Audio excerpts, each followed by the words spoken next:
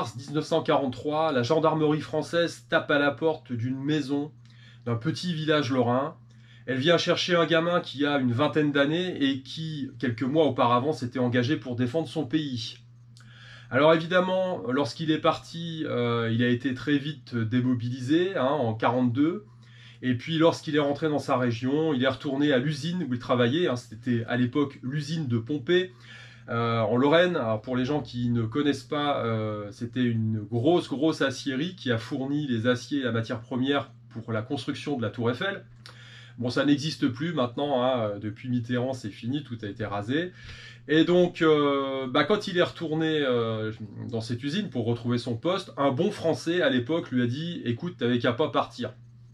Sous-entendu, voilà, t'aurais mieux fait de rester au chaud, comme moi, bien planqué, plutôt que d'aller t'emmerder avec tout ça.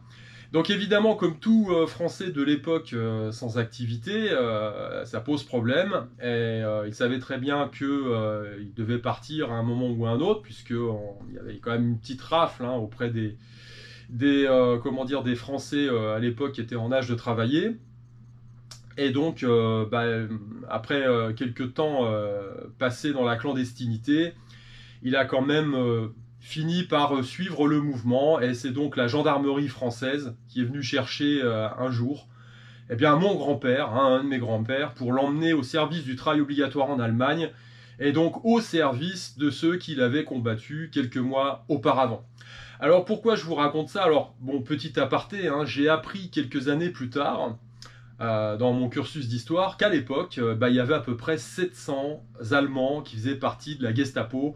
Alors quand on voit dans un film un Gugus en manteau de cuir noir avec un accent à couper au couteau qui, lors d'un petit matin brumeux, vient chercher une pauvre Madame Michu pour l'emmener dans les camps de la mort, on avait à l'époque beaucoup plus de chances de tomber sur un Français à béret, avec un accent bien de chez nous, pour faire la sale besogne. Voilà. Parenthèse refermée. Alors pourquoi je vous dis ça? Parce que de cette histoire, il y a quand même deux choses intéressantes à tirer. La première, c'est que même déjà à cette époque, alors que le socle social et sociétal de la France était quand même autre chose que ce qu'il est maintenant, on avait déjà des bons Français. Vous voyez, c'est voilà. Donc ça ne change pas. Et la deuxième chose, c'est tout simplement pour évacuer un biais cognitif qui me paraît quand même assez grave, quelque part. C'est celui du rôle des forces de l'ordre, armées et, on va dire, forces de police dans n'importe quel pays du monde. Alors, même si c'est dans une démocratie et que, soi-disant, ces gens-là sont censés, entre guillemets, nous protéger, non, c'est pas comme ça que ça se passe. La police et l'armée sont au service du pouvoir en place et elles suivent les ordres par toute une chaîne de cascades hiérarchiques, et c'est tout, voilà, tout simplement. Alors donc, effectivement, il y a parfois un problème d'alignement parce que, peut-être que on a un conflit entre l'uniforme et puis la morale personnelle. Alors donc, c'est en ça que je dis qu'il ne faut pas avoir de biais psychologique. Comme tout corps de métier, vous avez des connards et vous avez des gens bien. La seule chose, c'est que l'humain fonctionnant de façon pyramidale, on a plus souvent des gens qui vont, on va dire, suivre aveuglement les ordres. C'est le syndrome du yes sir.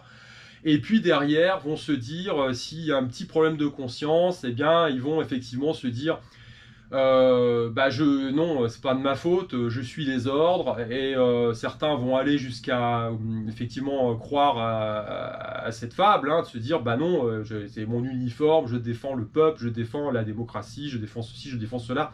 La vérité, c'est que c'est faux. La vérité, c'est que la majorité suivent les ordres qui sont édictés. Et on aboutit à ce qu'on aboutit toujours dans n'importe quelle, on va dire, société organisée, que celle-ci s'appelle une démocratie ou que celle-ci, cette autre, s'appelle soi-disant une dictature. Je veux dire, on a toujours ce problème d'obéissance à une structure hiérarchique qui peut à un moment ou à un autre entrer en conflit avec une morale personnelle. Et puis chacun en fait son affaire à ce moment-là. Alors j'ai envie de dire aussi, c'est pas le problème spécifique des forces de l'ordre, c'est aussi le problème de tout un chacun, Pourquoi? Parce que bien, on est tous dans la même dynamique, hein, on est tous gouvernés par des forces qui parfois nous dépassent et qui font que bah, on essaye d'être conforme et d'écouter, de suivre les mouvements qui sont édictés plus haut, donc de suivre cette hiérarchie, de suivre les injonctions qui sont faites, en dépit du bon sens et en dépit de la morale personnelle. Voilà, c'est comme ça. On a bien vu ces derniers mois comment ça s'est passé. On vous dit qu'il ne faut pas se promener tout seul en forêt, mais par contre vous pouvez aller vous agglutiner dans les centres commerciaux, ça pose aucun problème, tout ça parce qu'il y a un virus. On vous oblige aujourd'hui à mettre un masque, et donc du coup, soi-disant, hein, pour vous protéger et protéger les autres, alors qu'on sait très bien que scientifiquement, ça on va dire, a une efficacité plus que limitée. Et donc vous suivez le mouvement pour différentes raisons. Certains vont le suivre parce qu'ils vont finir par se dire si c'est bon pour nous. Voilà. D'autres se posent même pas la question parce que effectivement l'injonction vient d'autorité entre guillemets supérieure, donc on fait le truc. C'est le syndrome des forces de l'ordre, hein, tout simplement. Ils suivent ce qu'on leur dise, enfin, ce que les autorités leur disent bêtement. Voilà. Ils obéissent aux ordres. Et puis, dans d'autres cas, vous avez des gens qui se disent « Bah non, obligé de le mettre, parce que sinon, on va se prendre 135 € de prunes. » Donc, ils en pensent pas moins, pardon, mais bon, ils suivent le mouvement. Mais au final, tout le monde suit.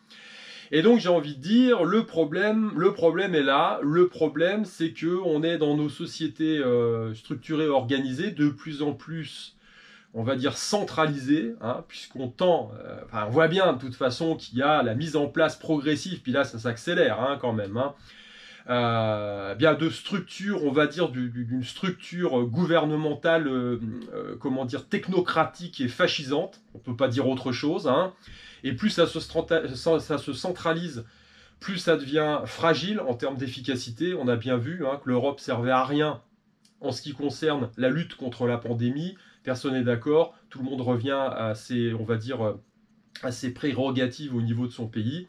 Bah, dites-vous qu'au niveau d'un individu, c'est exactement pareil. On vous oblige à suivre le mouvement d'une société. Voilà.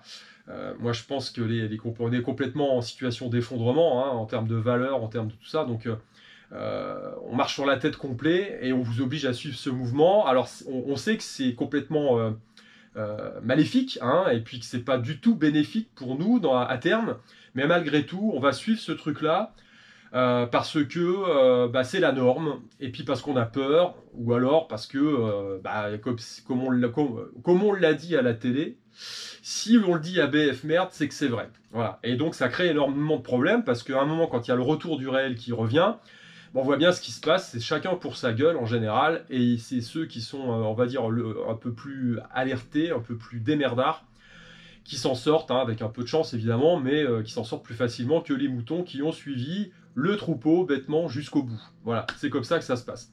Alors du coup, le problème essentiel, il vient de ça, il vient de notre obéissance, plus ou moins aveugle, à une structure hiérarchique et à ses injonctions. Tout simplement. Alors pourquoi on obéit? Parce qu'on a peur, voilà, très clairement, et qu'on finit par se donner tout un tas d'excuses pour subir cette vacherie perpétuellement, pour rester le plus conforme possible. Alors je ferai une vidéo sur la peur, parce que c'est quand même, c'est à mon avis l'élément central de l'affaire, hein. On voit bien quand même ces derniers mois comment la peur a été distillée, instrumentalisée, utilisé, enfin jusqu'à la corde, puis on continue, hein, je veux dire, il faut garder les gens sous pression. Et donc ça c'est depuis que le monde est monde, j'ai envie de dire. Pourquoi je crois au cycle historique? Tout simplement parce que pour moi l'homme n'évolue pas. Un Gugus d'il y a 5000 ans est mu par les mêmes forces qu'un Pékin moyen de 2020, c'est la même chose, on a toujours les mêmes forces qui nous drive, hein, le sexe, le pouvoir, l'argent, tout ça, et la peur, et tout ça, ça ne change pas, et donc il n'y a pas de raison que ça change. Donc d'une certaine façon, l'humain est prévisible, et donc ces cycles historiques se reproduisent perpétuellement, hein. C'est comme ça que ça marche, à mon sens, hein, selon mon analyse. Donc du coup, à mon sens, il va falloir bien identifier cette notion de peur pour pouvoir y remédier. Alors on a évidemment peur La peur, c'est quoi? C'est la peur de l'inconnu, hein, évidemment, et c'est relié en dernier ressort à la mort, puisque c'est l'ultime inconnu, hein, on va dire. Mais on a aussi une peur, c'est le conformisme, hein. On a peur de ne pas être conforme au groupe. Voilà, c'est-à-dire c'est le phénomène grégaire. On veut absolument s'intégrer à une société, s'intégrer au groupe, même si ça ressemble plus à rien, même si on n'est pas en accord, on veut pas être isolé et on veut pas être taxé de mouton noir en fait, hein. Même si, bon, historiquement, hein, je veux dire, en général, il vaut mieux éviter de suivre le troupeau quand ça commence à chier, parce qu'en général, on vous met dans des camps et ça finit très mal. Donc il vaut mieux être le mouton noir qui fait son truc dans son coin, plutôt que de suivre la masse, hein. C'est, à mon sens, bon voilà, on l'a vu un certain nombre de fois. Donc au final, c'est sur ces éléments-là qu'il faut lutter. Il faut avoir, comment dire, la foi en ses valeurs personnelles. Il faut évacuer ses biais, comment dire, cognitifs et cette peur derrière qui nous empêche finalement de nous affirmer et d'affirmer nos idées et de reconnaître, eh bien, une forme de dissidence, hein. Il faut être capable, à mon sens, de faire sécession, tout simplement. Alors, il faut faire sécession dans sa tête, dans un premier temps, pour après, éventuellement, la faire, on va dire, de façon un peu plus matérielle et physique, hein. Quand je vois le maire de Bordeaux, par exemple, bon, info à vérifier, mais qui veut pas installer de sapin de Noël cet hiver parce que il veut pas mettre en place un arbre mort, voilà, donc il s'assoit au passage sur nos traditions, hein, que ce soit nos traditions païennes et reprises par le christianisme, donc ça fait quand même beaucoup, hein, sur la longueur. Voilà, parce que bon, avec ses vues écologiques, non, on ne met pas en place un arbre mort. Voilà. Et donc il s'assoit, en plus, enfin, il balaye d'un revers de la main toutes les, on va dire, les voix qui s'élèvent et qui disent ben non, peut-être que nous on aimerait bien avoir un sapin de Noël, ça nous rappelle notre enfance. Non, non, non, non, donc il balaye ça d'un revers de main en disant je me laisse pas influencer par quelques fachos. Voilà, donc maintenant quand vous voulez, quand vous réclamez quelque part un respect, petit respect, hein, de vos traditions, bah non, vous êtes fasciste. Bon, alors si c'est ça être fasciste, bah moi je le revendique, hein, voilà, tout simplement. Et puis je me dis, ce type-là, j'en ai rien à foutre. Qu'est-ce que ça peut me faire, moi, d'être jugé par une merde comme ça, qui va me traiter de fasciste parce que j'ai juste envie de vivre dans un pays qui respecte certaines normes traditionnelles.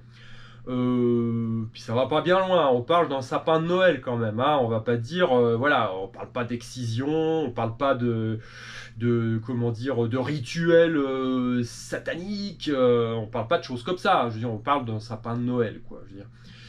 Donc il y a un moment, il faut accepter de ne pas être identifié, de ne pas s'identifier à ce genre de groupe, même si vous êtes, vous semblez faire partie de la minorité. De toute façon, ce sont les minorités maintenant qui commandent, hein, enfin du moins on va dire que les 1% laissent bien s'exprimer certaines minorités pour pouvoir, une fois que la division est bien installée, eh bien essayer de maintenir un petit peu le chaos tranquillement pour continuer à régner en divisant, hein, selon la bonne vieille formule plurimillénaire. Donc, eh bien, quand vous n'êtes pas dans cette mouvance, il faut accepter également d'être dans une forme de, on va dire, eh bien, de sécession. Vous dites, bah non, je fais partie d'une minorité, moi j'accepte pas ça, et puis vous regardez ce type-là comme un extraterrestre. C'est pas vous l'extraterrestre, c'est lui quelque part, hein. Et puis vous voyez que quand vous discutez un petit peu autour de vous, vous avez quand même des gens qui sont un petit peu sur la même ligne que vous, hein, voilà. Et puis si c'est pas le cas, bah, quelque part vous faites le tri, parce que bon, il est temps aussi, hein, d'arrêter de vous faire polluer par des gens qui ont l'esprit vrillé. Voilà, tout simplement. Donc il faut faire sécession dans sa tête par rapport à ces gens-là, par rapport à leurs idées. Il faut faire sécession dans sa tête par rapport à des biais psychologiques qu'on peut avoir par rapport à des fables, hein, vis-à-vis des forces de l'ordre, vis-à-vis de la structure même de l'organisation de nos sociétés, vis-à-vis de la notion même de démocratie. Il faut se poser des questions, il faut voir comment elle est exercée, cette démocratie. Il faut revenir à tout ça. Alors pourquoi c'est important? C'est important tout simplement parce que plus vous laissez faire, moins vous savez à quel moment réagir. Et ça, c'est fondamental.